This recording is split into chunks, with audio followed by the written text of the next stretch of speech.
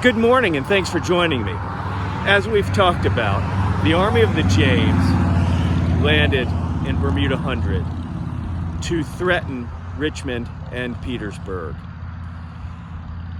Among those direct goals to take the capital city of Richmond, or the smaller city yet strategically important city of Petersburg, the Union forces knew that they could isolate Richmond by breaking the communications link, both by telegraph and by rail, between Richmond and the rest of the South. And they set out to do that from really the first part after landing at Bermuda Hundred. The Confederates, though, very unprepared for the Federals to land at Bermuda Hundred, because essentially Bermuda Hundred is halfway between Richmond and Petersburg. Confederates had a division of Richmond and the division that commanded southern Virginia and North Carolina. But in between Richmond and Petersburg was a gap in Confederate official lines.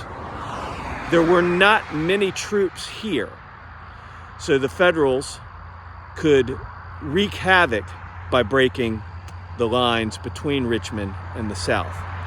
Fortunately, Beauregard, who was in Weldon, North Carolina, was an engineer by training.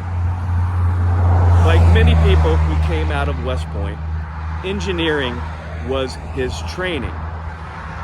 And strategy and logistics came along with that.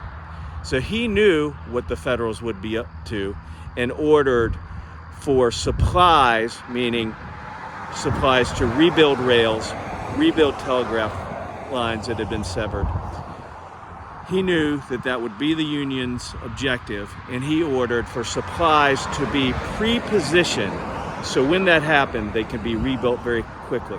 And even though the South's rail lines and telegraph communications, as compared to the North's, were quite substandard, they were rebuilt very quickly each time the Federals were able to sever a link.